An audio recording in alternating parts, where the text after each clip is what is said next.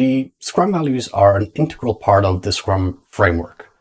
If you were to remove the Scrum values from the Scrum framework and just use it on its own without that, chances are it would become quite brutal, quite uncomfortable, maybe even unfair from a human point of view. And the trick is, Scrum on its own doesn't create products. People make the product. Scrum is the vehicle by which enables a certain feedback loop and value-based system that gets us to where we want to go by utilizing an empirical process. And the Scrum values are crucial. In fact, in the Scrum Guide itself, and you'll hear me say it as well, it's the lifeblood of Scrum. We need to have the Scrum values be an integral part of every person, every interaction we do, not just as a Scrum team, but in the environment within which Scrum is practiced. So what are they? Well, they're pretty straightforward. They are just focus, openness, respect, courage, and commitment. Some people like to say fork, good way to remember it, or frock, another good way to remember it, or if you like a slightly cheekier abbreviation, fucker. You pick whichever one works for you, as long as you remember it. But focus, openness, respect, courage, and commitment, those are the 5 Scrum values.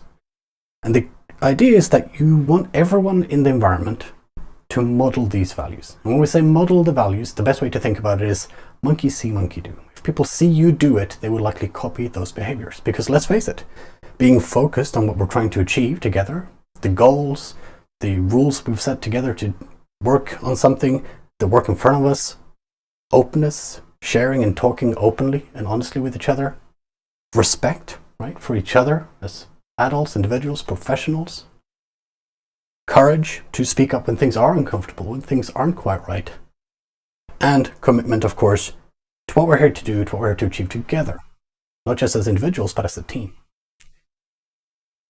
If you do these things, these are all sensible things to do. And in fact, I find most businesses, if you look at the business values they might have themselves, and most larger businesses tend to have some values that they aspire to as a larger organization, they often map very similarly to these values. But what I do is whenever I'm helping anyone out, be it a team, an organization, group of leaders, just an individual, I always bring these values with me. Whether I'm doing Scrum or not, doesn't matter. They're the Scrum values, but in and of themselves, they are super powerful. And the key thing is to do them in balance.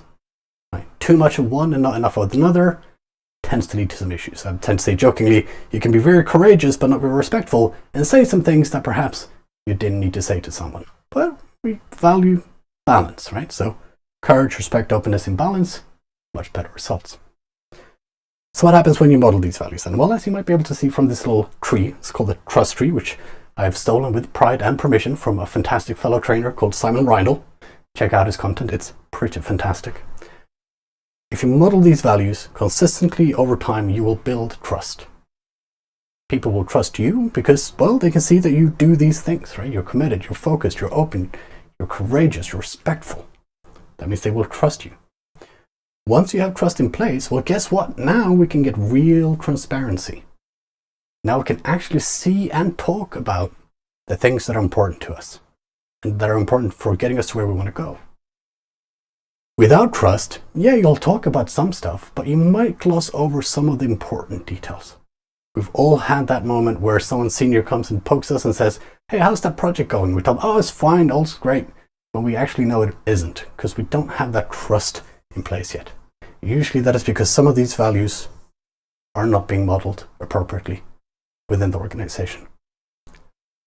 So once transparency is in place, we can see what's happening. Now we can have a look at the patterns. What's it telling us?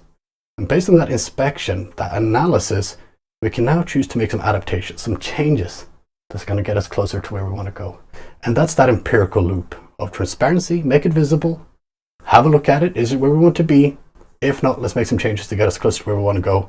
If we keep going through that, we keep having that trust in place, keep modeling these values, get these beautiful little value apples.